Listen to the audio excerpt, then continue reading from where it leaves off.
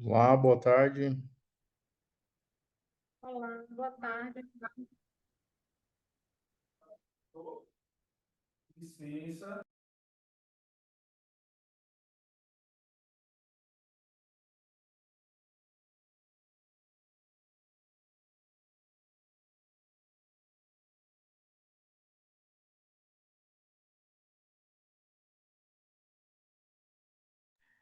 Olá, boa tarde, Renato. Tudo bem, gente? Boa tarde, boa noite. Tá me Boa escutando? tarde. Tô tudo normal. Boa noite. Boa noite.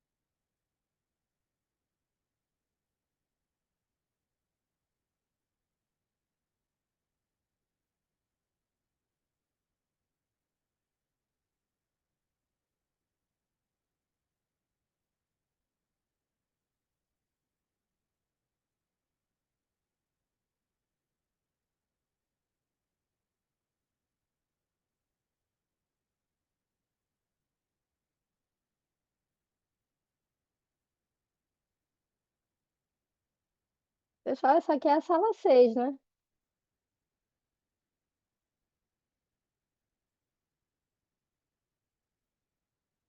Olá, Alderline, tudo bom? Aqui é sala 6, sim. Que Também estou era para aguardando. começar às 18, né?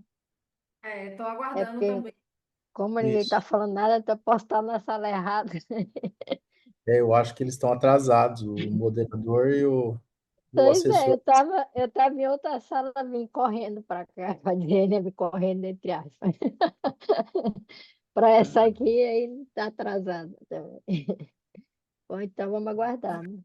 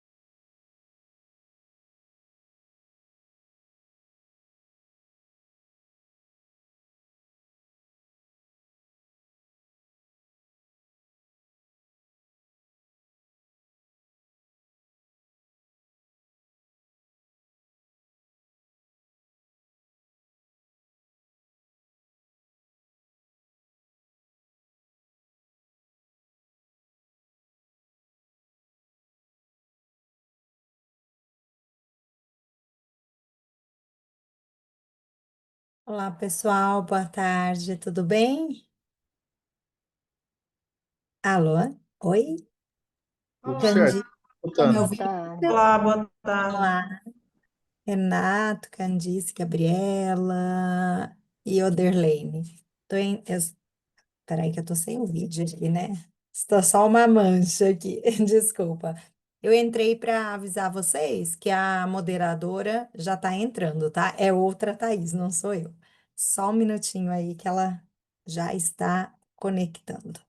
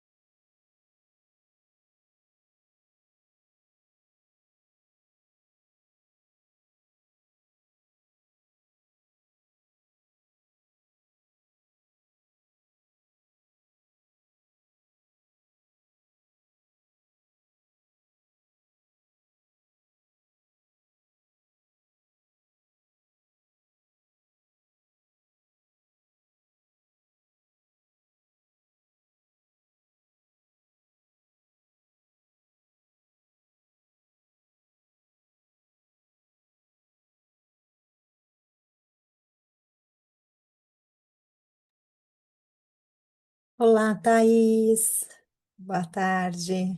Tudo bem? Você está me escutando, Estou Thaís? sim, estou. Ah, Sim, estamos aqui na sessão, o Renato, a Oderlene, a Candice, a Gabriela. certo. A Ana Lúcia também vai entrar para te auxiliar aqui com relação ao tempo, tá? Então, eu vou passar a palavra para você fazer a abertura e aí dar início às apresentações. Enquanto isso, a Ana Bom, Lúcia já está entrando, tá bem? tá bom. Boa tarde para todos, tudo bem?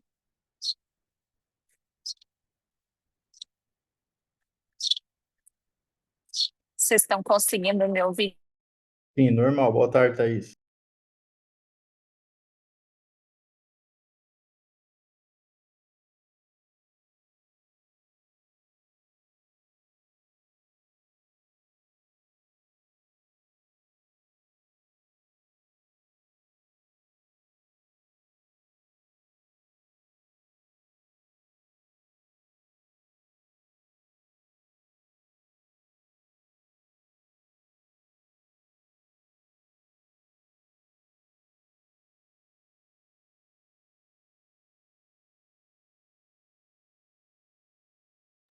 Thaís, você está ouvindo o pessoal? Está conseguindo ver? Acho que ela caiu, só um minutinho, vamos ver. Para ir adiantando, pessoal, qual que estava a ordem? É, na verdade, tá as ordens dos artigos lá. Deixa eu ver aqui. Deixa eu ver aqui também, porque daí a gente já vai se organizando aqui, que é a hora que ela. Contribuições dos autores, ouvidoria, práticas e o meu. Será que eu não poderia ser o primeiro? Porque eu tenho uma agenda daqui a pouco. Se os demais autores não se importarem, pode sim. Por vocês, tudo bem, pessoal? Bem, a Porque mim Pode caiu tudo ser. bem, bem. e o nosso evento começa às 7h30, daqui a pouco tem que ir para lá. Ó, para o pessoal, tudo bem, Renato. Então a gente inverte, o Renato inicia e depois pode seguir a sequência? Pode ser? Pode repetir qual é a sequência, Thaís, que eu não ouvi? Só um minutinho, peraí.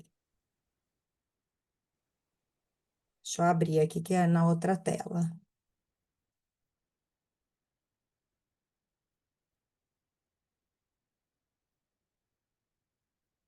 Só um minutinho. Ó, o primeiro trabalho era da Ouvidoria de uma Universidade Federal, da Gabriela Imara.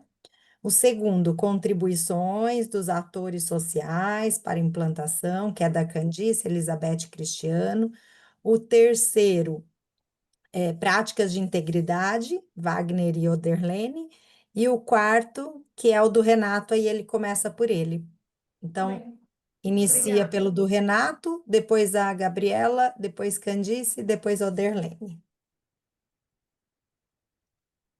Pessoal, obrigado, hein?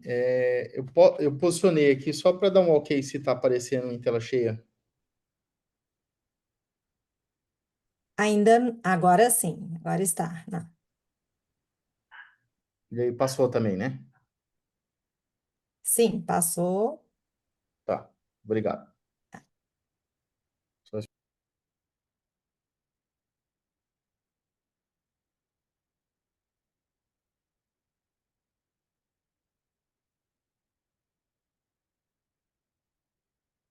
Renato, tá sem volume.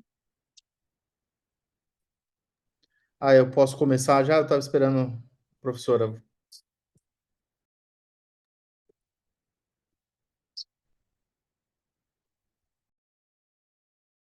Se você quer dar início, Tá, então tá. Boa tarde, boa noite, né, a todos. Então, esse artigo é um artigo do meu e com o Renan. O Renan é meu orientando do mestrado aqui em administração pública. E o nosso tema é Desvendando as Forças por Trás do Comportamento Corrupto, né? Uma revisão sistemática da literatura de evidências experimentais. O artigo ele nasce da ideia de que a gente precisa aprofundar o entendimento do que motiva o comportamento corrupto nos agentes públicos. E aí a gente queria entender isso, a gente já fez algumas validações de escala para propensão, já fizemos alguns estudos de hipótese em relação a isso, e aí a gente partiu agora para entender um pouco mais a partir do que a gente queria fazer um experimento para entender isso. Então, a corrupção, ela tanto administrativa como comportamento, ela é um problema no serviço público. A literatura destaca que isso é um problema central, que existe algumas carências de estudo em relação a isso. A pandemia, ela ressaltou essas vulnerabilidades tanto dos sistemas de controle quanto das relações sociais e pessoais. E aí a gente viu que as pesquisas experimentais, elas demonstram um caminho promissor para compreender essas relações causais das motivações e dos comportamentos desviantes. Então, a gente, isso por conta desse possível melhor entendimento psicológico e social através das pesquisas experimentais. E também existe uma abrangência conceitual do termo de corrupção, que é um tanto pantanoso e amplo, dependendo do contexto que você utiliza. Então, nosso objetivo geral foi identificar e analisar esses fatores que vão influenciar o comportamento corrupto, além de outras condutas antiéticas na administração pública, baseada principalmente nas evidências de estudos experimentais. Então, a nossa pesquisa trata de uma pesquisa de revisão sistemática da literatura.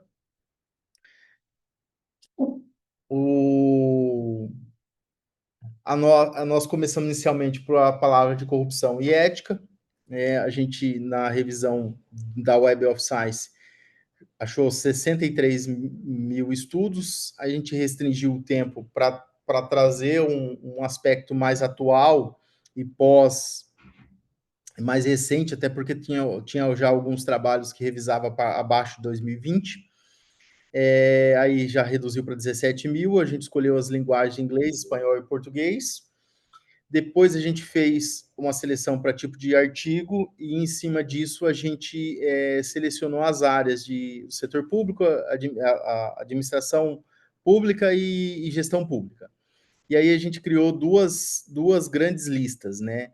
A de administração, na área de administração pública 397 e a adição dos termos de pesquisa, criou uma lista B com 326. A gente uniu as duas listas e removeu os duplicados, e depois a gente fez uma leitura dos títulos e resumos do experimento para fazer uma análise individual e de relevância dos trabalhos, que restringiu uma amostra final em 65 artigos. A análise foi no VOSVIR, contagem binária, análise de concitação e concorrência dos termos. Então, o que a gente faz? A gente faz uma análise descritiva desses trabalhos, né, número de publicação e publicação mais citadas. Então, a gente percebe que tem um aumento relativo em relação aos trabalhos publicados. Depois, a gente faz uma análise das concitações para tentar identificar os assuntos e os clusters. A gente identificou 3 grandes clusters aqui em concitação. A gente fez um corte de 8 citações que reduziu em 36 autores. Então, foi um vermelho, um verde e um azul, que aí tratam desses comportamentos desviantes e comportamentos corruptos. Então, seriam essas as autorias principais nas concitações. Depois a gente tenta entender as palavras-chave e o que motiva, né? Quais são os fatores motivacionais. Então, a gente percebeu que existem, quando a gente olha as palavras e os assuntos, a gente percebeu 2 grandes grupos, né, que são fatores relacionais aí, relações sociais do ambiente, né, e a liderança ética puxando como um dos fatores, dos assuntos mais predominantes em relação ao enfrentamento ao comportamento corrupto ou à corrupção. E depois os fatores estruturais da corrupção, que ele evidencia uma prática, né, com os mecanismos, uma conexão entre as práticas e os mecanismos de controle, o accountability, a transparência, né, o risco de ser pego, a própria integridade, a questão dos aspectos de integridade, o aspecto da mulher como uma propensão menor de corrupção. Então, a gente conseguiu classificar 2 grandes grupos. Em cima disso, a gente identificou, fechando, fatores que influenciam os comportamentos desviantes na administração pública, ou uma evidência a partir das evidências empíricas, né? A gente percebeu também que existe uma nomenclatura muito distinta para esse entendimento, né, e para as causas, né, baseando também que existem bastante causas endógenas. A gente conseguiu evidenciar que as motivações são extrínsecas, né, baseado praticamente com literatura anterior, com destaque para a liderança antiética e clima organizacional ético, mas observou também uma falta de controle como moderador dessa propensão, da culpabilidade e do processo de tomada de decisão. Também não conseguiu, em contrapartida, não conseguiu observar algumas evidências, como percepção sobre salários e benefícios como um moderador ou como um propensor à atividade corrupta, e a ambição e egocentrismo também não foi evidenciado nas pesquisas experimentais. Então, como limitação do trabalho, a gente tem a ideia do próprio tempo, né? A gente focou mais na atualidade. O recorte só com base na administração pública e também a base de referência usando somente a base da Web of Science. Como agenda para a política pública, necessidade de um modelo integrado, né, de aspectos relacionais e estruturais, não dá para combater a corrupção ou enfocar a corrupção somente olhando um dos 2 grandes grupos, né, é necessário que, ao mesmo tempo, tenha os aspectos relacionais e também os estruturais. E como agenda para a política disso, para o enfrentamento, transformação, para a pesquisa futura, transformações pós-intervenções. Então, analisar alguma ideia de intervenção, a nossa ideia é fazer um experimento para tentar entender como que isso se comporta na prática, ou quase prática, né? E compreender, de fato, essas motivações e propensão ao desvio corrupto dos agentes públicos, né?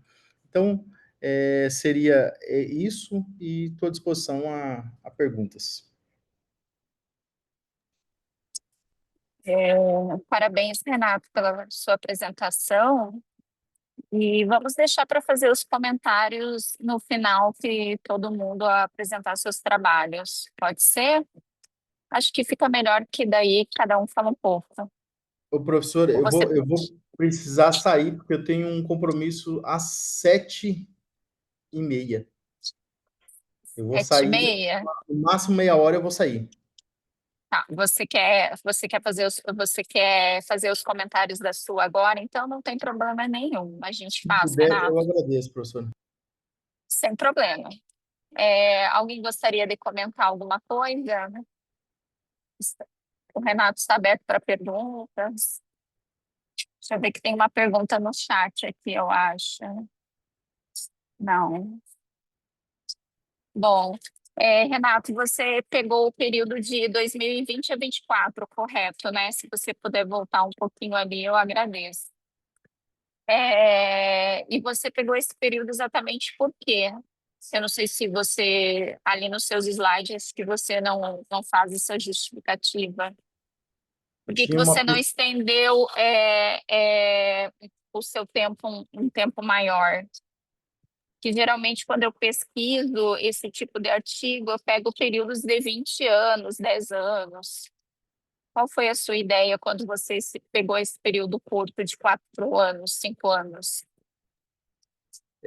Na verdade, assim, eu sou professor de metodologia aqui no mestrado profissional de administração pública, né? E aí a ideia é sempre trazer uma pessoa para falar sobre experimento, e a gente não acha, normalmente, pessoas para falar sobre um guia metodológico sobre o experimento.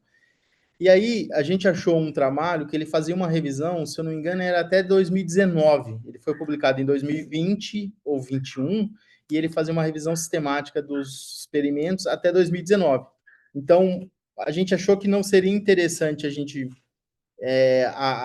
entrar no período dele, porque ele já fez a revisão. Então, a gente pegou de 20 em diante, por conta que já tinha esse trabalho, né? Para tentar entender se existia até uma diferenciação. No trabalho, a gente faz uma conversa em relação a esse trabalho, mas e o nosso trabalho ele dá algumas coisas ele comprova os assuntos mais discutidos em relação dentro de experimento da administração pública, mas o nosso enfoque é mais corrupção, né? Então, dá uma diferenciada, mas também ele complementa o outro trabalho, né? Ah, certo, entendi. Então, por isso que você pegou esse período específico. Você analisou título, resumo, como é que foi? Sim, a gente faz um filtro e em cima do filtro a gente lê título, resumo e palavras-chave e vê qual é a aderência desse assunto para o que a gente estava querendo, que era achar alguma discussão ou variáveis que fizesse um delineamento experimental, né? Uma pesquisa quase ou uma pesquisa de laboratório, mas que tivesse um delineamento de experimento, né? Então, esse foi o nosso foco. Aí depois a gente restringiu para 65, e desses 65 a gente fez análise em profundidade. Certo. Nesse 65 teve algum excluído ou entraram todos? Na análise final, eles ficaram todos para análise, mas numa pré, antes da gente fazer essa verificação, tinha, se eu não me engano, 623 trabalhos. Deixa eu abrir de novo a apresentação aqui. Tinha 623 trabalhos, porque a gente criou uma base maior, depois a gente focou no setor público, com palavras de setor público, administração pública e gestão pública, para de fato focar no setor, e aí a gente conseguiu restringir, tirando os duplicados, em 623 trabalhos. Após a leitura desses 623 trabalhos, aí que a gente chegou nesse 65 trabalhos que discutiam ou corrupção ou ética no contexto do setor público, da administração pública e da gestão pública. Certo. Tá bom. Mais alguém? Alguma pergunta? Alguma colocação? Opa, tudo bem, Ah, Renato? Tudo bem, gente? Boa tudo noite. bom? Eu estou meio que apresentando, entre aspas, junto com Candice aqui, que a gente escreveu juntos esse artigo, mais ideia dela. Mas só para contribuir para o Renato, Renato, aqui não é nenhum pressuposição, acho que você sabe demais. Mas assim, é uma pergunta, mas também uma sugestão. Acredito que você já deve ter trabalhado dessa forma, mas às vezes eu me preocupo quando a gente utiliza assim essas ou alguma plataforma ou algum aplicativo, que hoje em dia a gente chama de aplicativo, mas nada mais que é um software, né? Mas quando a gente às vezes utiliza esse software, né, de análise de conteúdo e tal, às vezes a gente não mexe muito com sinônimos, né? Para ampliar um pouquinho, então às vezes eu sempre fico me perguntando, poxa, será que realmente eu fiz a minha análise pessoal, particular, qualitativa, né? Sair um pouco mais dessa questão quantitativa da análise do conteúdo e um pouquinho mais para a qualitativa, que depende um pouco mais da minha conceituação, das dificuldades que eu estou encontrando para ampliar um pouco o leque ali do vocabulário. Porque às vezes a gente fica, nossa, tal, ninguém escreveu sobre isso e tal, mas às vezes alguns sinônimos indicam que realmente um ou outro já pensou sobre aquilo e tal. E aí eu sempre me preocupo abrir um pouquinho mais. Às vezes é ruim, porque torna tudo mais moroso, que se abre mais outras duas ou três etapas de ficar ampliando o leque. Mas, sei lá, às vezes eu penso que diante de 64 mil que você possa assim encontrar algo relativo à corrupção em algum momento do artigo, que eu creio que foi isso que encontrou-se tantos artigos assim, né? Desses milhares, eu acho que a gente poderia pelo menos construir uma amostra mais assim para 300 artigos, né? Para ver se a gente força um pouquinho a barra mais, porque às vezes é legal delimitar, mas será que é bom também abrir, né? Então, às vezes é só isso, assim. Isso, não estou falando nenhuma novidade que você já não sabe, tá bom? É mais uma observação. Só fazendo um complemento, é que o artigo em si do Renan foi um artigo de disciplina, né? Então, era um quesito que ele precisava apresentar uma revisão sistemática em uma das disciplinas, e aí a gente optou por fazer. Eu entendo que a gente acabou restringindo demais, mas é que ao mesmo tempo eu falei para ele, ó, vamos tentar focar no serviço público e como que a gente queria fazer um experimento. Porque assim, a gente validou uma escala de propensão à corrupção, inclusive está na RAP, está na segunda fase de rodada da RAP lá. Então, a ideia é que a gente publique essa escala, para daí a gente queria fazer um experimento em cima dessa escala, para ver se a nossa escala tinha um poder de explicar a propensão à corrupção nos agentes públicos. E aí a gente precisava achar um experimento que ajudasse a gente a delinear isso. Então, a investigação dele era mais para achar um experimento que servisse na administração pública e que pudesse ser, a gente usar uma forma de seguir aquele roteiro de experimento que não tem, né? Dificilmente você acha um artigo, né, que vai te ajudar a construir esse experimento. Então, como a gente estava no processo de aproximação da questão experimental, foi mais nesse sentido. Eu entendo também, é uma das limitações que a gente faz, aí, o recorte, né, esse refinamento demais, é uma das coisas também que depois de lendo o artigo e preparando a apresentação, a gente podia ter uma síntese mais crítica em relação a isso, né, trazer talvez variáveis testadas, né, quais são as relações, mas como não era um foco, nosso foco era mais o delineamento do experimento, então a gente precisa talvez amarrar um pouco melhor essa justificativa ali na introdução, né?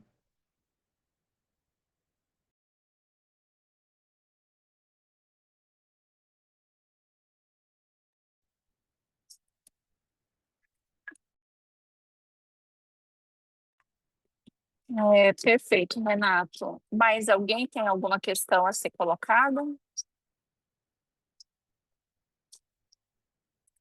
Acho que não. Renato, parabéns pela sua apresentação.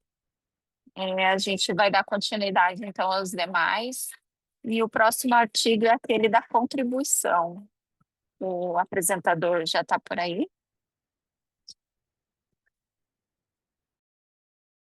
Contribuições dos atores sociais, no caso da Bahia, Thaís? Não.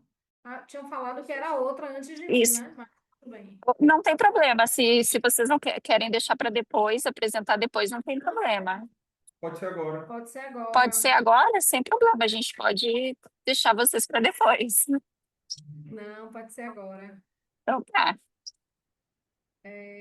Consegue visualizar a tela? Tá carregando. Agora deu. Pronto, acho que primeiro falar que eu estou estreando nesse espaço aqui, tá, gente? Tá bom. O meu colega Cristiano, ele é doutorando já, eu sou mestra, terminei o final do ano passado, mas eu estou começando. Já fiz uma explanação de manhã com o professor Renato, foi ótimo, espero que aqui também eu consiga sobreviver. Vai sobreviver, sim, vai dar tudo certo. Fica Então, tranquila. o título do meu artigo é Contribuições dos Atores Sociais para a Implementação do Miroski na Bahia, uma análise crítica dos editais de chamamento público, né? Eu sou Candice Araújo, sou mestra em Desenvolvimento e Gestão Social pela UFBA e dividi esse artigo com o Cristiano Frota, que é doutorando também da UFBA, e a professora Elizabeth Matos, que já é doutora, enfim, também da UFBA. O contexto e o problema escolhido... Ai, deixa eu fechar aqui a página, senão eu não consigo visualizar, é horrível.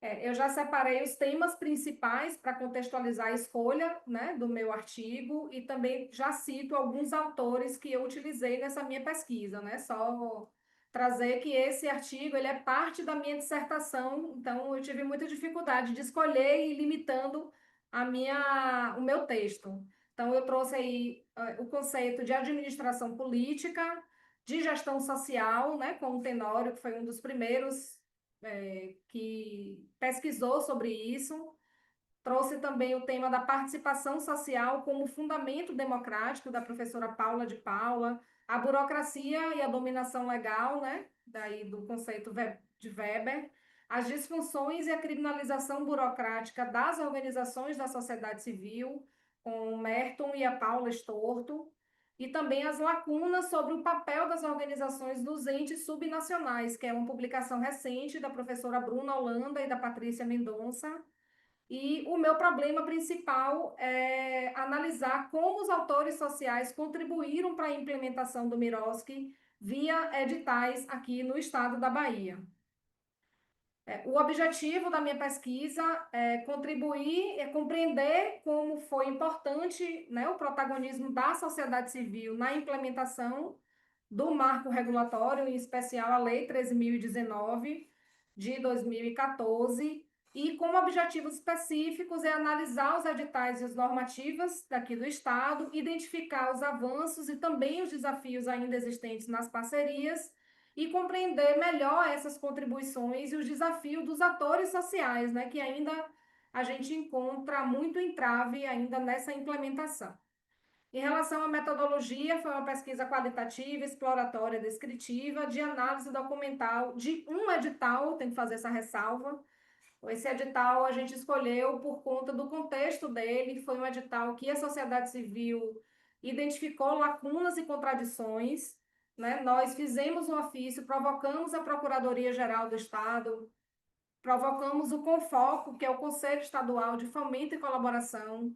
Aqui na Bahia, o conselho foi o primeiro conselho a ser instituído, né, diante da Lei 13.019 e diante de tantos questionamentos, de tantos ofícios, se vai e volta, a gente conseguiu a suspensão desse edital. Então, foi mais um ato, um fato que foi importante e que traz a sociedade civil como protagonista desse aprimoramento dessa política pública, né, de fomento e colaboração.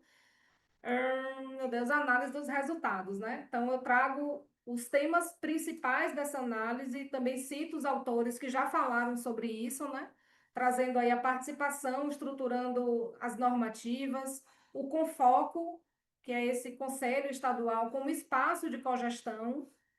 Trago também o Ponto de Gestão Miroski, que é um projeto que a gente fez em parceria lá em 2016. Sociedade Civil provocou isso junto à Universidade Federal da Bahia. A gente conseguiu recurso com o MEC, né? Foi o único projeto voltado para o marco regulatório, com recursos para fomentar a formação e qualificação não só dos atores sociais, das organizações, mas também dos atores públicos.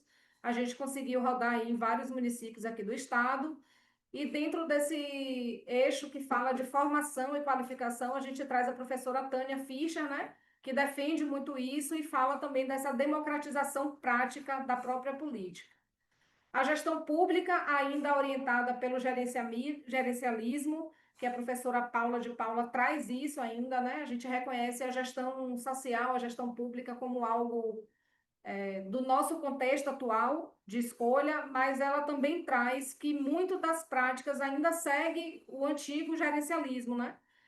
Que chegou a final de 1960 como uma etapa que já tinha sido fomentada aqui no Brasil. Também a burocracia como obstáculo político e não apenas técnico, a gente cita Santos e Ribeiro, e também a desconfiança sobre a atuação das nossas organizações, que enfraquece a democracia, muito mais defendida pela professora Paula Storto, com vários estudos recentes publicados sobre isso. Em relação ao avanço, a gente traz a integração da teoria prática para análise do marco regulatório. A gente evidencia o protagonismo da sociedade civil organizada em defender esse tema, em defender que as novas regras sejam implementadas, né? Fortalecer aí a compreensão crítica sobre a burocracia, não só a burocracia, mas sim o excesso de burocracia, que ainda predomina muito na cultura do agente público. O apoio ao desenvolvimento dessa matriz Miroski, né? A minha dissertação criou uma tecnologia social, a gente criou uma matriz que ela pode ser utilizada para qualquer ente público, a fim de confrontar se os editais estão saindo de acordo com essa nova legislação. É uma matriz que está sendo muito citada e muito utilizada a nível nacional. Traz um avanço do reconhecimento jurídico de atuação das nossas organizações, a consolidação de diversos canais de participação, não só de canais de participação consultiva, mas também deliberativa, trazendo a importância da deliberação para a sociedade civil, a maior transparência e segurança jurídica nas parcerias, né? Aí eu reforço que esse artigo ele é resultante da minha pesquisa de mestrado, que é algo muito mais amplo, que eu tive muita dificuldade de fazer um recorte para mandar aqui para o SEMEAD. Em relação às conclusões, né, a gente reforça aí a sociedade civil como motor da democratização, a simplificação como uma condição de efetividade do próprio marco regulatório, a gestão pública como um fenômeno social e político, a análise crítica da implementação do marco regulatório em nível estadual, né, a forma de integrar os conceitos da administração política e de gestão social na explicação do próprio fenômeno que a gente estudou, e evidencia a evidência, né, do protagonismo da sociedade civil frente a resistências burocráticas, o quanto é importante ter o protagonismo da sociedade civil em criticar esse excesso de burocracia, e também na pesquisa a gente aponta caminhos para essa simplificação e para o próprio fortalecimento burocrático. Aqui eu faço de novo uma referência às teorias, né, as referências bibliográficas que a gente utilizou, dividindo nesses 4 temas centrais, que é a administração política, a gestão social, também chamada como societal por diversos autores, a burocracia e a administração pública, e o marco regulatório, a participação social e as normativas, que eu não vou dizer todos os autores, mas eu fiz essa divisão para poder contribuir aqui com essa explanação. É isso. Estou aqui aberta a perguntas, a questionamentos, a melhorias. Cândice, muito obrigada pela sua apresentação.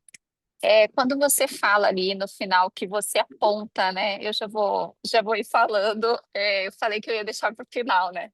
Mas já vou aproveitar. Quando você fala ali que você aponta, né, algumas ideias, que- quais são essas ideias, né? Quais são esses apontamentos que você faz para melhorar essa questão? Então, Thaís, com as incongruências que a gente identificou nesse edital 02, a gente vai trabalhando que foi identificado que não está de acordo com a lei, e a gente cria uma sugestão de como tem que ser aplicado, né? O mais importante de todos, que é a simplificação. Esse edital, ele tinha 302 páginas, né? Então, é, então, se a gente for analisar a principal diretrizes dessa lei, que é a simplificação, a desburocratização, não adianta você continuar fazendo o edital extenso, com palavras difíceis, né? Que você não vai permitir que as pequenas organizações participem da política pública e possam efetivar, né? Sempre vai estar reforçando que as maiores, as mais bem preparadas, é que vão conseguir acessar recurso público e efetivar a política pública. Então, eu vou trabalhando, né, etapa por etapa, desde o planejamento, desde a seleção da organização, desde a execução, desde o monitoramento até a fase da prestação de contas, identificando o que está de errado no edital e que pode ser melhorado, né? Uma outra coisa agora que eu lembrei, esse edital, ele caberia uma dispensa de chamamento público, porque o tipo da política pública dele era para trabalhar com pessoas ameaçadas, né? Que é o PPCAM, enfim. Então, a administração pública poderia simplificar e facilitar e fazer uma dispensa de chamamento público, mas não, a administração pública sempre opta pelo caminho mais burocrático, não. Mesmo a lei permitindo a dispensa, eu vou fazer o chamamento público, porque eu preciso seguir a burocracia que ainda está entranhada na cabeça dos servidores, né? Ah, certo, entendi. Perfeito. Fiquei com essa dúvida porque eu fiquei pensando como é que vocês tinham feito isso, né? E eu trabalho um pouco com edital, né? A gente cuida de contratos, cada um tem o seu contratinho lá. E eu fiquei pensando, eu nunca peguei um de 300 e poucas páginas, né? Densa.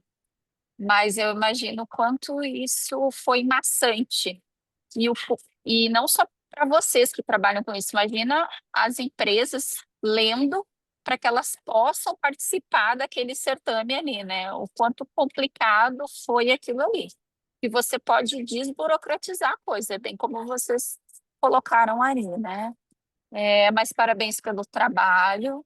Você apresentou muito bem, viu? É, Se você estava com dúvida, foi super esclarecida, foi ótima a sua apresentação. E é assim que a gente treina, a gente vai apresentando os trabalhos em todos os congressos que vai aparecendo, vai perdendo medo, perdendo a timidez. qualquer hora dessas tu já está moderando uma sessão, fica super tranquila que vai dar certo. Mais uma vez, muito obrigado, Candice. Alguém tem alguma questão? O Renato no chat, mais ninguém? Então, a gente pode passar para o próximo trabalho, que pode... Eu não sei se está na ordem que a Thaís falou, mas ouvidoria de uma universidade federal? Pode ser. Ouvidoria de um... Pode ser. Pode ser? Pode. Perfeito, então. Gabriela, fica à vontade. Tá, só vou transmitir aqui a tela. Tranquilo. Tá, tela cheia? Para mim não está aparecendo ainda, Gabriela.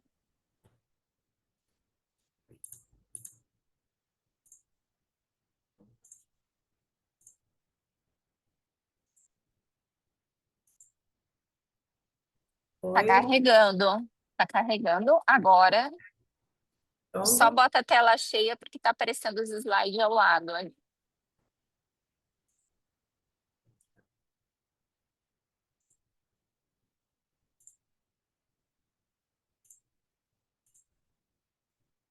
Oi, agora? Para mim ainda aparece os slides do lado ali, mas se você... Para mim tá normal. Para você deve estar aparecendo tela cheia, né? Tá. Eu imaginei.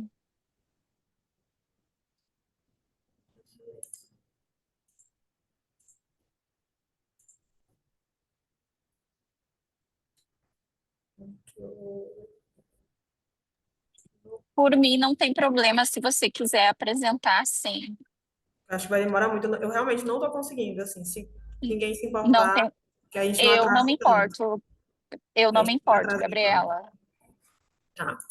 Bom, o nosso tema é a ouvidoria de uma Universidade Federal, um estudo de caso da Universidade Federal do Delta do Parnaíba.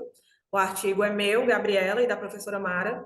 Eu sou bacharel em administração e a professora Mara foi minha orientadora na graduação. Ela é doutora em políticas públicas aqui também pela Universidade Federal.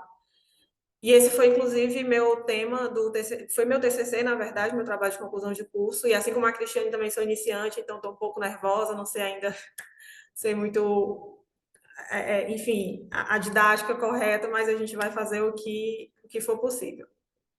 Bom, aqui na introdução eu trouxe um pequeno resumo do que a gente aborda e dos principais conceitos que norteiam o trabalho, que é a administração pública em si, com a finalidade dos serviços públicos direcionados aos cidadãos, sem extinção de qualquer natureza para o seu acesso. E nesse ponto, a ouvidoria entra como ferramenta para garantir essa participação cidadã na gestão pública, fazendo controle social e fiscalizando a transparência das operações e que o cidadão possa reivindicar o seu direito naquele serviço que lhe é devido. A ouvidoria ela atua como um órgão mediador entre o cidadão e as instituições, com o propósito de acolher sempre aqueles que a procuram, independente do canal utilizado. Elas auxiliam também no fortalecimento da gestão pública e, segundo a CGU, também contribuem para a melhoria dos serviços prestados, uma vez que elas fornecem esse feedback daquilo que está sendo ofertado e vindo diretamente do usuário.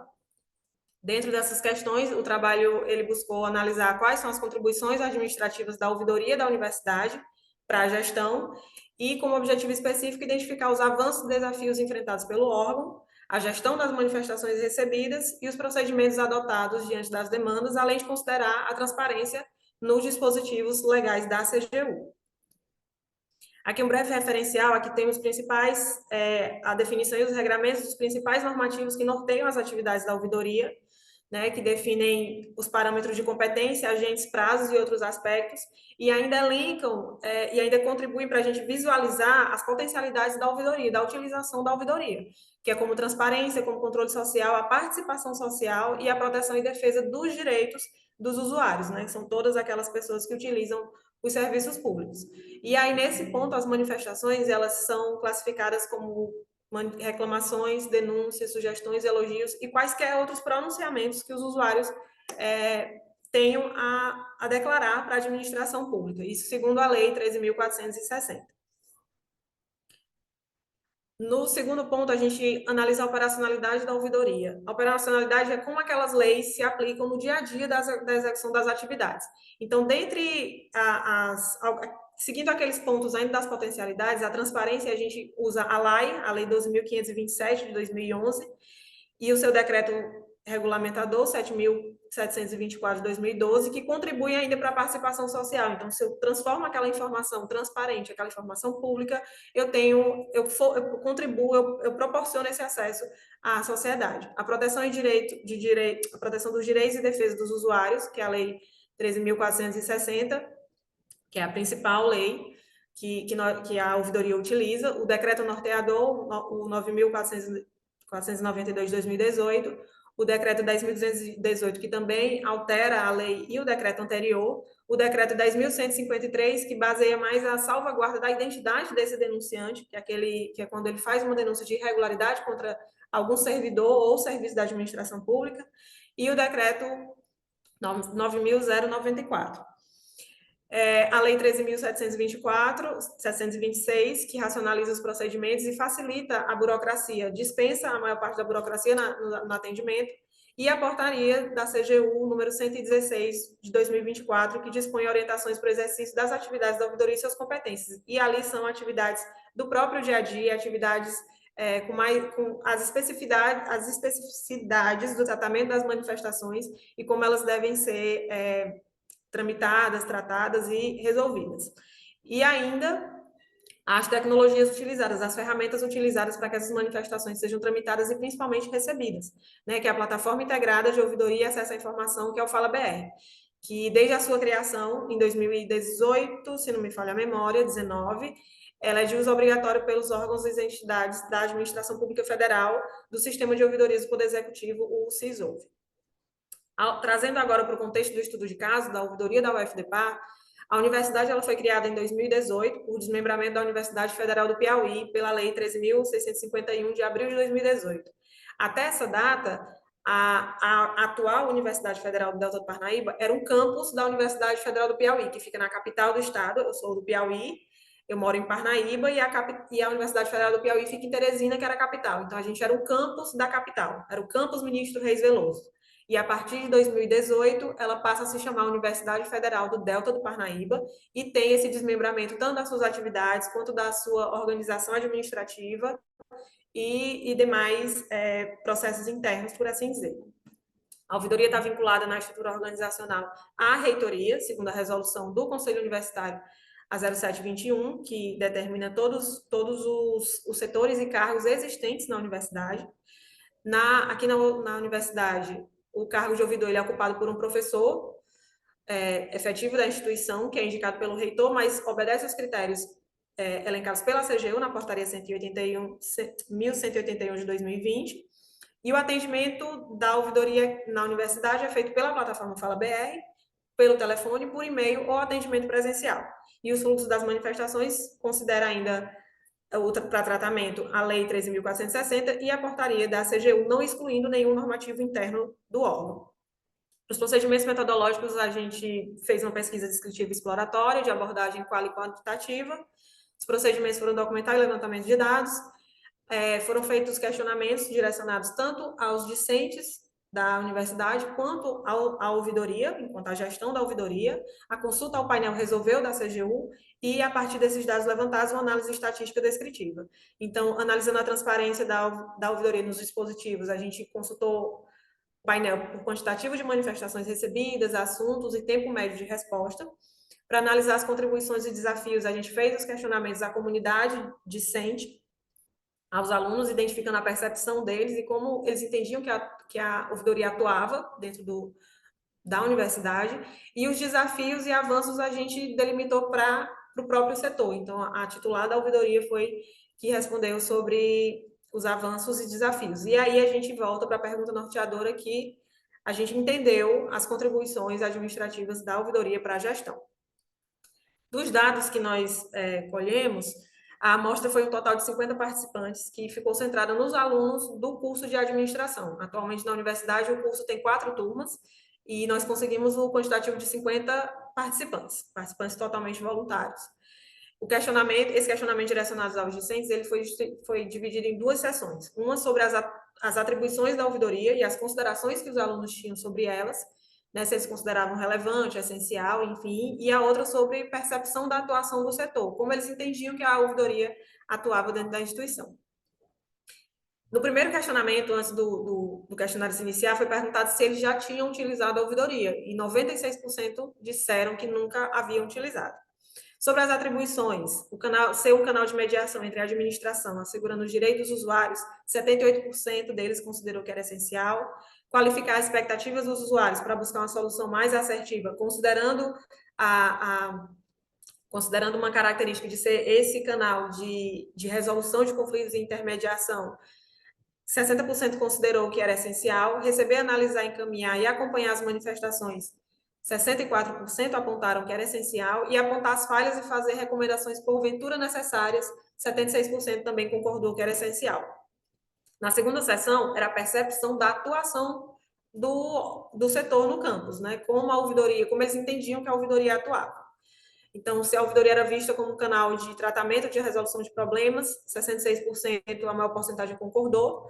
Se a comunidade tinha conhecimento das atividades envolvidas e acreditava no trabalho da ouvidoria, 60% concordou parcialmente. Quando perguntado sobre os problemas, se os problemas quando registrados são resolvidos com maior facilidade e rapidez, 64% responderam que parcialmente concordavam. E a divulgação da ouvidoria, da existência do setor e de suas atividades, a maior parte também concordou, 56% concordou parcialmente. O trabalho realizado pela ouvidoria, se já havia atendido as expectativas, isso considerando que 96% nunca utilizou, 70% ainda considerou que parcialmente poderia atender alguma expectativa dentro das perguntas elencadas. E não perceber a necessidade de utilizar a ouvidoria, ainda que, já que está satisfeito, aliás, com o funcionamento da instituição, 52% discordou.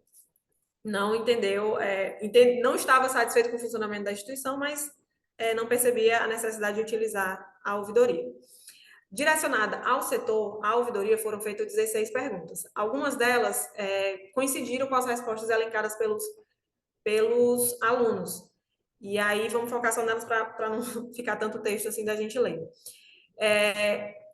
A sala ser de fácil acesso, tanto a ouvidora quanto os alunos concordaram que a sala realmente ficava numa localização privilegiada e facilitava o acesso dos alunos e de demais interessados a procurarem a ouvidoria.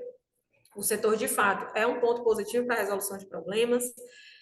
A procura pela comunidade ainda é muito baixa, corroborando com o que os alunos disseram, que não procuram a ouvidoria, mesmo que haja alguma insatisfação. O conhecimento que a comunidade discente tem do setor ainda é baixo, e alguns entraves para a realização da manifestação é o desconhecimento do setor, isso nas palavras da ouvidora.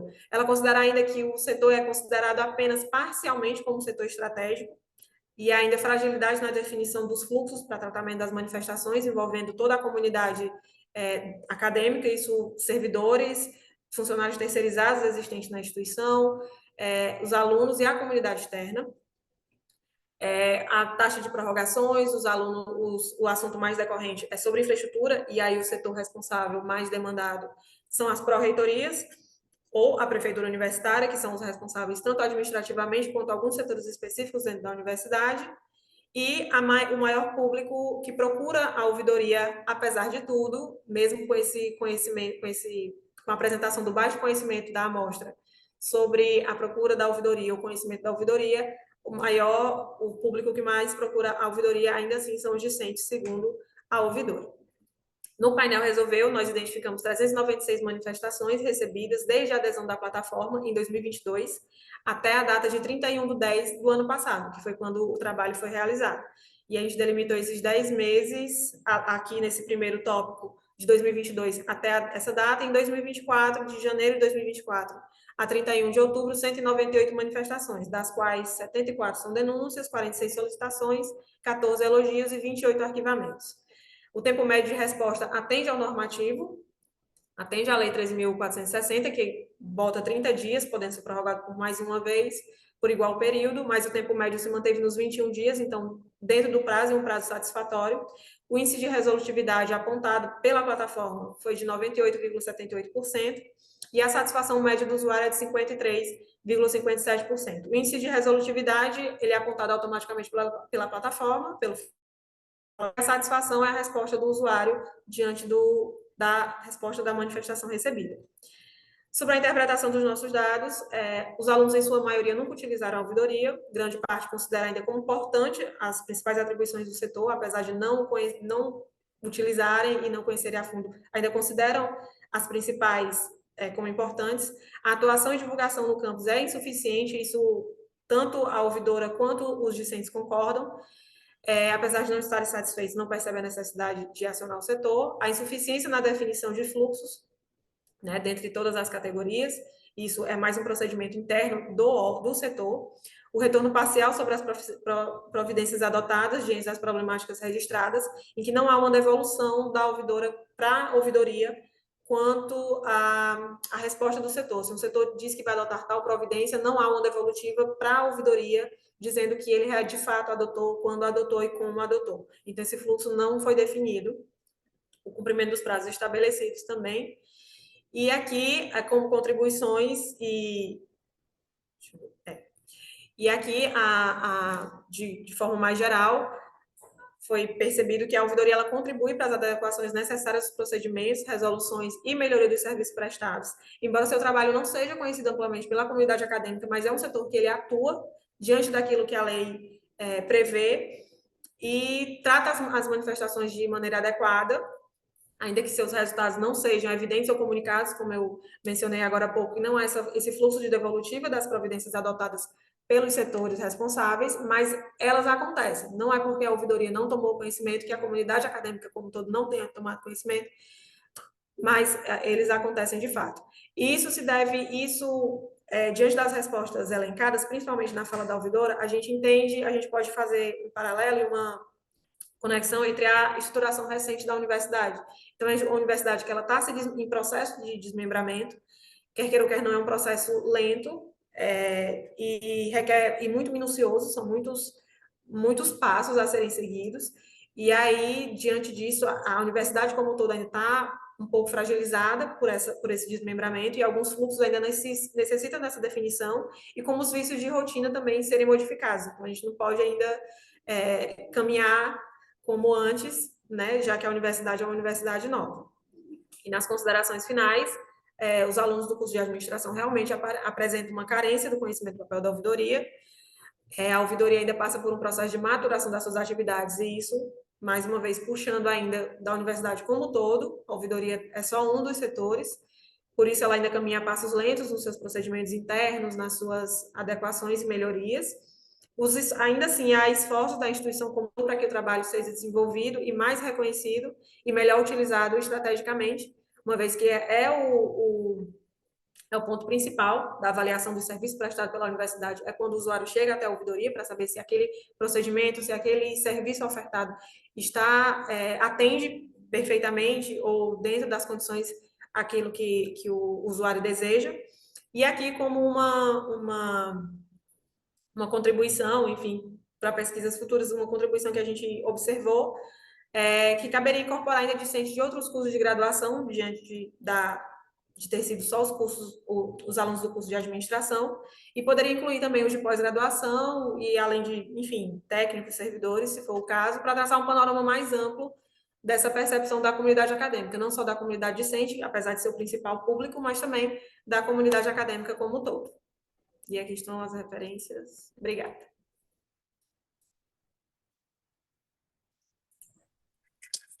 Gabriela, parabéns pela sua apresentação. Você apresentou bem. Como disse lá no início, estava nervosa, né? Mas não pareceu, não. Fica tranquila. Eu tenho uma pergunta para fazer. Vocês fizeram esse trabalho só, né, com o pessoal da administração, que foi uma opção, e achei bacana você considerar e ampliar este estudo, né, para outras graduações e pós-graduação. Quantos alunos de administração tem hoje? Porque a pesquisa foi feita somente com 50 alunos, né? Isso. E 50 se dispuseram a responder a pesquisa, né? Isso. Se não me falha a memória, o curso estava com 180 alunos ativos. Alunos ativos. 180. 180 Certo. alunos ativos. E aí vocês distribuíram isso via e-mail. Nós distribuímos tanto via e-mail quanto a gente passou nas salas, convidando as pessoas a participarem. Eu pedi ajuda aos professores também, alguns professores que eram mais próximos à minha época. Eu pedi ajuda para que eles mostrassem nas disciplinas deles também, incentivando as pessoas a participarem. E foi o que a gente conseguiu. E a gente correu contra o tempo com esse trabalho, porque deu problema no comitê de ética, teve um atraso, então a gente fez o que a gente conseguiu fazer. Realmente eu queria uma amostra bem maior, minha intenção era de fato uma amostra bem maior, mas aí com todos os contratempos a gente ainda conseguiu entregar a tempo. Certo. E uma pergunta, não sei se você tem a resposta dessa pergunta, né? Mas por que os alunos não utilizam a ouvidoria? Tem alguma resposta para isso? Então, eu trabalho na ouvidoria, eu comecei como bolsista da ouvidoria em 2022, no comecinho da graduação, hoje eu sou funcionária, estou como funcionária terceirizada, mas ainda estou na ouvidoria. E assim, eu fiz esse trabalho, eu digo, eu vou tentar pegar um pouquinho de fora do que eu sei de dentro. E aí, só que assim, o que a gente percebe é o seguinte, as pessoas, elas têm medo, os alunos têm principalmente medo. Medo de sofrer, porque na comunidade acadêmica tem hierarquia, então assim, eu vou falar de um professor, o professor vai vir contra mim. O professor vai saber quem sou eu e o professor vai fazer alguma coisa comigo. Ele vai me reprovar, ele vai baixar minha nota. Então, os alunos têm muito medo nesse sentido. Quando se trata de professor, quando se trata de serviço, está tudo certo. A gente nota que eles não têm nenhuma resistência, mas quando se trata para pessoas, falar sobre a pessoa, há uma certa resistência. Ah, certo, compreendi. As minhas perguntas seriam essas. Mais alguém teria alguma pergunta, algum questionamento, algo para levantar no trabalho da Gabriela?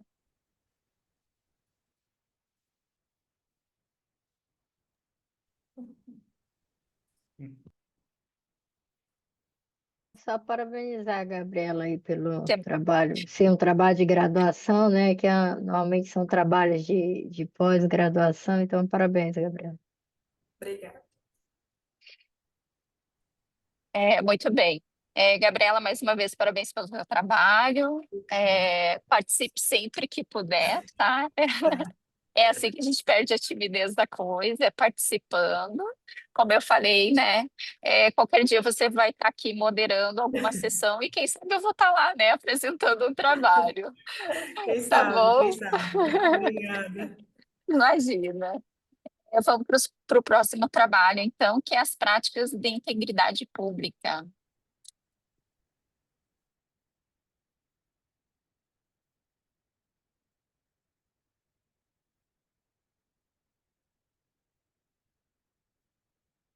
Pronto, então, já estão vendo?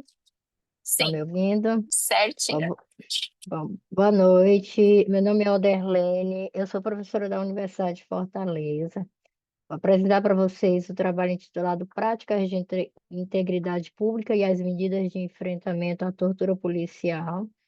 Esse trabalho é proveniente da dissertação do Wagner Macedo, e aí já passando aqui para falar um pouquinho do porquê, né, do interesse em estar realizando essa pesquisa. O Wagner, ele faz parte de uma turma de 24 alunos da Secretaria de Segurança Pública do Amazonas, e fizeram parte de uma turma da gente de Minter, uma parceria da Universidade de Fortaleza com uma instituição no Amazonas, né? Então, era uma turma, todos alunos da Secretaria de Segurança Pública. Como era a Secretaria de Segurança que estava financiando o mestrado, né, desses alunos, que são funcionários, né, eles tinham que desenvolver estudos, né, que trouxesse algum retorno para os setores que eles estivessem vinculados, para a Secretaria de Segurança Pública como um todo, né? Então, essa foi a primeira motivação do Wagner para estar realizando essa pesquisa. Como o Wagner estava inserido no setor né, que estava responsável pela implementação de práticas de integridade, né, dado uma lei, um normativo que havia saído recentemente, que a gente fala nos últimos 5 anos aí. Então, ele fazia parte desse setor onde se estava implementando práticas de integridade. E como a formação dele de base é direito, ele tinha uma inquietação muito grande em relação a como, de que forma essas práticas, né, de integridade pública elas olhavam para a relação da tortura, né. Então, era algo que inquietava ele, e é algo que o setor que ele trabalha também, eh, foca, né, em como, tratar essa prática, né, buscar essa prevenção da tortura, né, na questão da segurança pública. Então foi este o motivo inicial, né, da seleção dessa temática, né. E aí a gente foi verificar que a literatura ela é bem carente, né, de material sobre a tortura no Brasil, mais material acadêmico, né. A gente tem a parte de, normativos, né, que falam de leis, que falam sobre a tortura no Brasil, mas não necessariamente pesquisas acadêmicas realizadas nesse tema, né. E aí a gente destaca, né, que a tortura no Brasil ela é uma realidade estrutural, né, e uma prática funcional das instituições policiais, né. E, ele buscou então há uma recomendação, né, do conselho da OCDE, que a integridade, ele recomenda a integridade como um caminho sustentável, né, ao enfrentamento das condutas atentatórias aos valores fundamentais da vida em sociedade. E ele vai buscar um gancho, porque a integridade os programas de integridade, quando fala da integridade, eles não contemplam essa temática da tortura, mas ele vai buscar fazer um link dessa da parte que foca na corrupção, né, para fazer um adendo aí com a tortura para ver de que forma essas 2 coisas poderiam conversar e se buscar trabalhar essa prevenção e enfrentamento da tortura no Brasil, certo? Então, o objetivo consistiu em avaliar o processo de adoção das boas práticas de integridade pública nos órgãos de segurança pública no estado do Amazonas, e aí ele foi, entrevistar pessoas somente da agente da alta administração desses órgãos, né, que era quem teria aí competência para estar então, respondendo, né, os questionamentos que foram feitos pelo Wagner. O referencial teórico, a gente, contemplou na primeira temática governança pública e um princípio da integridade. A segunda seção, aspectos teóricos e normativos do programa de integridade. E, na última subseção, aspectos teóricos e normativos relacionados à tortura, que eu destaquei alguns autores que foram usados no decorrer do referencial teórico. A metodologia, o método foi qualitativo, a pesquisa foi descritiva, documental e de campo, né? Os sujeitos de pesquisa, então, foram ocupantes de cargos da alta gestão. Então, o Wagner entrevistou duas pessoas, né, vinculadas à Secretaria de Estado, que foi o secretário de Estado de Segurança Pública e o secretário executivo de Segurança Pública, né, então estava vinculado aí à Secretaria de Estado de Segurança Pública do Estado do Amazonas. No contexto da Polícia Civil, ele entrevistou o delegado-geral de polícia e o delegado-geral adjunto. Na Polícia Militar do Estado e também no Corpo de Bombeiros Militar, ele entrevistou o comandante-geral, o subcomandante-geral e o chefe do Estado-Maior-Geral, certo? Então, ele, para esses 3 cargos, comandante-geral, subcomandante-geral e chefe do Estado-Maior, ele entrevistou tanto o pessoal da Polícia Civil, da Polícia Militar, como do Corpo de Bombeiros. Bom, a coleta de dados, então, né, se deu por meio de pesquisa documental e entrevista. Os documentos que foram analisados por leis, decretos, portarias, instruções normativas, guias e manuais, né, que versavam sobre esse assunto. O roteiro de entrevista ele foi elaborado com base na literatura, como eu disse, é uma temática ainda pouco trabalhada no contexto, né, acadêmico, então a gente não tinha um instrumento que a gente pudesse aplicar, né, a gente precisou construir esse roteiro de entrevista, atentando aí para a literatura nacional e internacional, e as entrevistas se deu em sua maioria de forma presencial, mas algumas ele precisou fazer pelo WhatsApp, dada a dificuldade de acesso, né, a essas pessoas, e como a gente viu, são pessoas, né, do topo aí da gestão na secretaria, quando a gente fala de segurança pública, né. A coleta de dados se deu de julho a outubro de 2024. E a gente utilizou como técnica de análise documental e análise documental para analisar os documentos, né, e análise de conteúdo para analisar os trechos das entrevistas. Aqui a gente tem no quadro 2 categorias e subcategorias de análise, como a gente usou análise de conteúdo, a gente usou Bardan, né? Bardan, dentre os percursos, né, dessa análise de conteúdo, a gente precisa criar quadro de categorias e subcategorias para estruturar a seção de análise dos resultados. Então, aqui a gente tinha 3 grandes categorias: as práticas de integridade pública, uma segunda categoria que versava sobre enfrentamento à tortura como prática de integridade pública, e uma terceira subcategoria que trazia os principais obstáculos, né, que buscava identificar os principais obstáculos ao processo de implantação das práticas de integridade pública. E aqui a gente tem várias subcategorias, né, que direcionaram aí tanto as questões, né, que foram feitas para os entrevistados, quanto a organização dos dados na seção de resultados.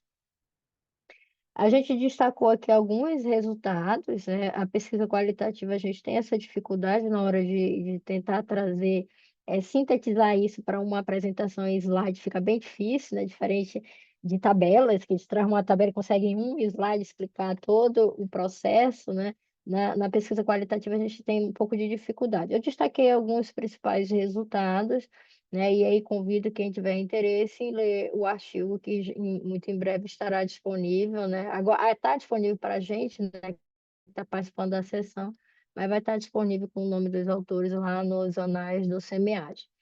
Bom, então, em relação ao enfrentamento à tortura, né, como prática de integridade pública, a gente verificou que, embora a alta administração considere a tortura policial um risco à integridade pública, as medidas de enfrentamento à tortura policial são apenas medidas isoladas, né? Elas não integram expressamente o programa de integridade das instituições de segurança pública. Isso já era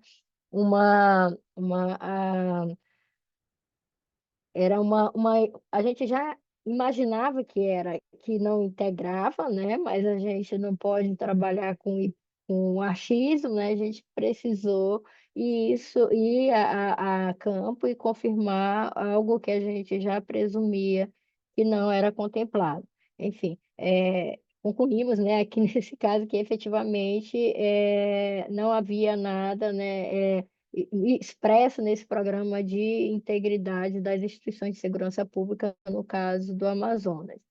Essas iniciativas, embora importantes, são insuficientes, né? Como a gente falou, tem algumas medidas isoladas, mas nada estruturado, para o enfrentamento integral da tortura policial, indicando a necessidade de políticas de combate mais abrangentes por meio de uma abordagem institucional sistemática e eficiente para o combate à tortura policial. Nesse aspecto, né, e aí ao se considerar a tortura como uma espécie, como eu falei, ele tentou fazer essa analogia, né, da tortura como uma espécie de corrupção. É possível, por analogia, aplicar o enfrentamento à tortura policial, os mecanismos de combate à fraude e corrupção previstas no referencial de combate, né, do Tribunal de Contas da União, bem como adotar as disposições descritas no Programa Resolutivo de Prevenção e de Enfrentamento à Tortura, que a gente aborda no artigo aí, que foi elaborado por Rodrigues. Sugere-se que as medidas de enfrentamento à tortura policial sejam parte integrante do combate à corrupção, de modo a contribuir no desenvolvimento de uma gestão pública íntegra e na proteção dos direitos humanos.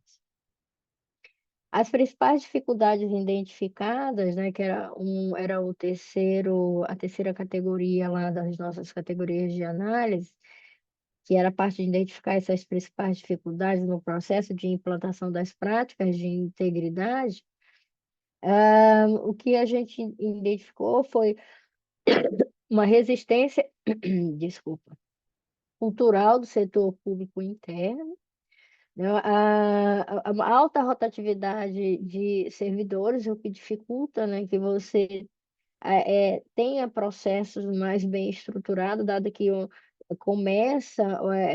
um servidor começa com uma determinada atividade, mas como há uma rotatividade muito grande, as pessoas que vão entrando acabam não dando continuidade. Também foi relatado limitações de recursos, também falta de servidores capacitados. Hoje, mais cedo, eu apresentei um outro artigo, também proveniente de uma dissertação na secretaria, e uma das coisas que focava era justamente nas competências, né, que muitos servidores são alocados em determinados setores sem terem as competências, o perfil para estar naquele setor, é muito mais por uma questão de conveniência, né, da parte ali de indicação para estar em determinados setores, e muitas vezes esses servidores estão alocados, né, em setores sem ter ali a capacitação, a competência, né, para estar desenvolvendo um bom trabalho naquele setor. Então, aqui também reforçando, né, o que eu tinha visto apresentado em um outro artigo, a falta de servidores capacitados foi relatado como uma dessas dificuldades, né, das principais dificuldades nesse processo de implantação de programas, de práticas de integridade, e a burocracia nos processos administrativos disciplinares também foi mais uma causa aqui, uma dificuldade apontada.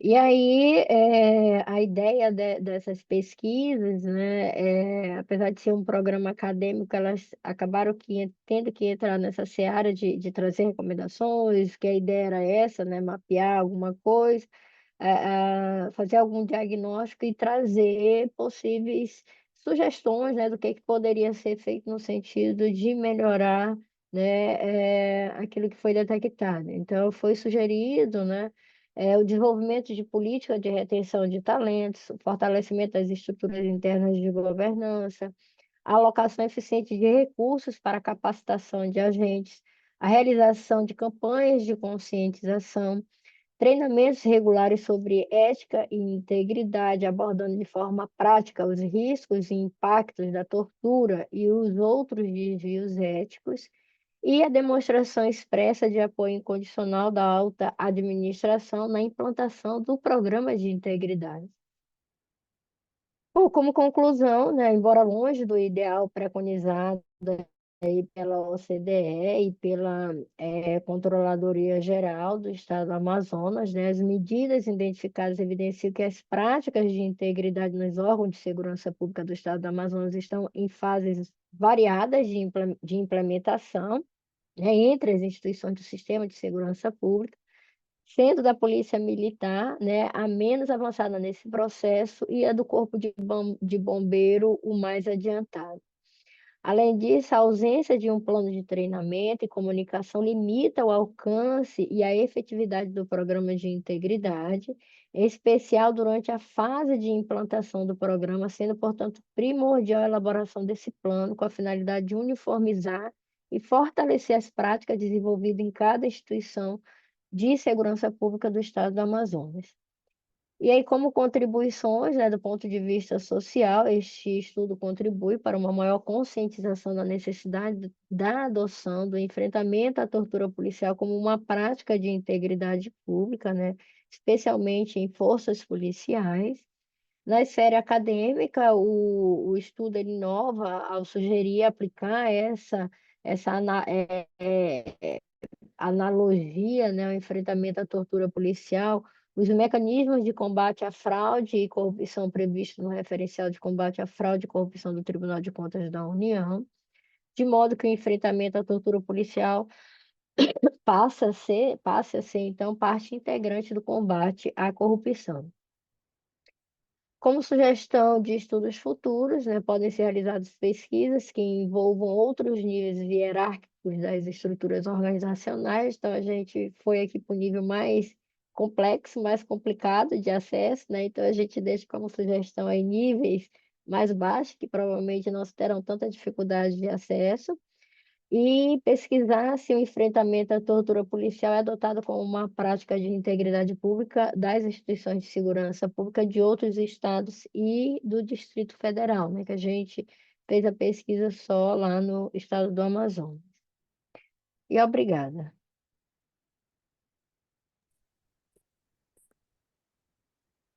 Oderlene, obrigada pela apresentação. É artigo bem interessante, né, sobre essa parte desse enfrentamento, né, da tortura. E ele fez essa pesquisa, foram 12 pessoas, tá correto? Ele entrevistou? Deixa eu só agora Pelo, pelo deixa que eu eu só contar. contei ali, Um, dois, pelo que três, eu quatro, contei, foi cinco, 12 seis, sete, pessoas. oito. 10, foram 10. 10? Tá, então eu contei dois ali no mesmo quadrinho. Ele fez, Foram 10. ele fez, tá, ele fez essa pesquisa com a gestão de alto nível, né, da administração, por ter Sim. maior acesso a essas pessoas, ou É porque porque ele ele achou. entende que é porque essas pessoas que ele entende que seriam quem deveriam estar estimulando essa prática, né? Até porque isso são leis, né? Tem leis que diz que você tem que implementar essas práticas. Então, ele presume que a alta gestão deveria ter esse conhecimento, né? E ter, acompanhando isso e estimulando, né? Porque depois é quem vai responder pela ausência dessas práticas dentro desses órgãos. Ah, tá, certo. Achei interessante que no final ele sugere para fazer com outros níveis, né? Mais baixos de hierarquia. E a minha questão era essa, se ele tinha uma maior facilidade ou se a ideia dele foi começar de cima, né, para baixo, para expandir É, é. aos demais níveis.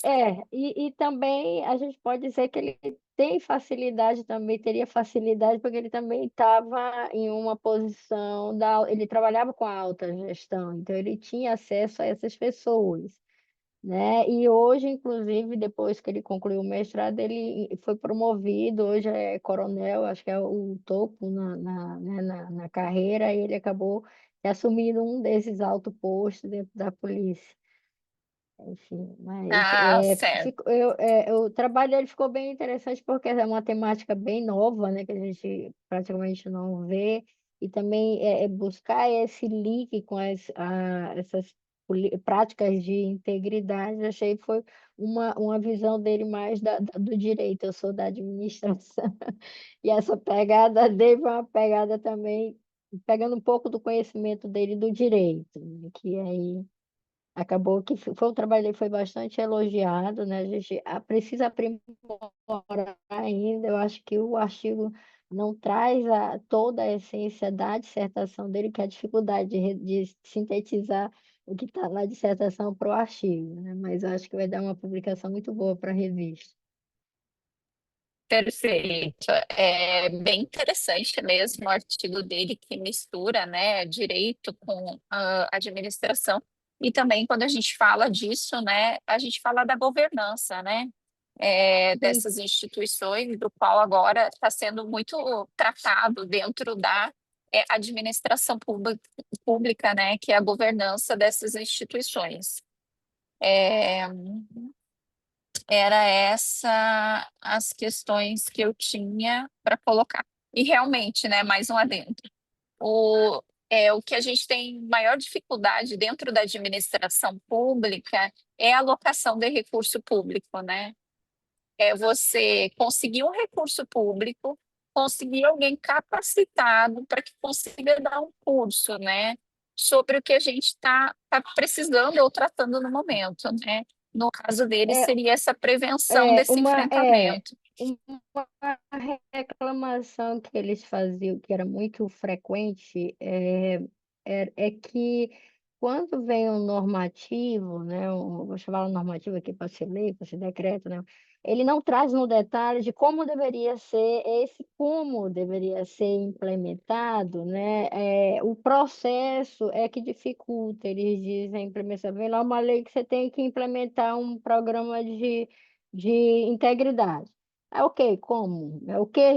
Quais são as práticas que eu tenho que implementar? Então, eles dizem que essa ausência de uma informação detalhada dificulta o processo, até porque cada um entende de uma forma e começa a fazer do seu jeito, e na maioria das vezes acaba que sendo algo muito, como é que eu poderia dizer, lento, o que poderia ser feito em um tempo mais curto, acaba levando muito mais tempo, dada essa ausência de informação ou pouca informação, né, quando chega para eles esses normativos. Que é uma reclamação geral deles em relação a isso. Que vem uma lei que cada um acaba fazendo de um jeito. Não tem um padrão. É bem assim que funciona, ninguém ensina, né? Te entregam aquilo ali e diz, você vira, vê como que tem que fazer. É exatamente assim que funciona mesmo. Parabéns mais uma vez pelo trabalho, um trabalho bem diferente aí fora dos demais, né? Um contexto que a gente vê que não é tratado sobre isso muito no meio acadêmico. Acho que as pessoas até ficam com medo de falar sobre esse assunto. Mais alguém tem alguma questão para falar, para colocar, alguma pergunta para fazer? Só gostaria de parabenizar os trabalhos e os envolvidos, né? Muito bacana a apresentação. Parabéns a todos. Muito bem. Obrigada. Queria parabenizar todos os participantes, então. Se Eu ninguém acho que o mais Walter está com a mão levantada, não está não, Walter? tem Walter, alguém, tem uma mão. Tá não, parece que tem uma mãozinha na tua, na tua foto. Só essa aqui, parabéns a todos. Então, certo? obrigada, Mais Thaís. alguém? Boa noite, Olha, pessoal. boa noite, eu agradeço todo mundo. Eu vou dar por encerrada essa sessão, então. Desejo um sucesso a todos vocês. Vamos participar mais, né, de encontros, seminários, congressos. Espero que a gente se encontre em outras sessões por aí.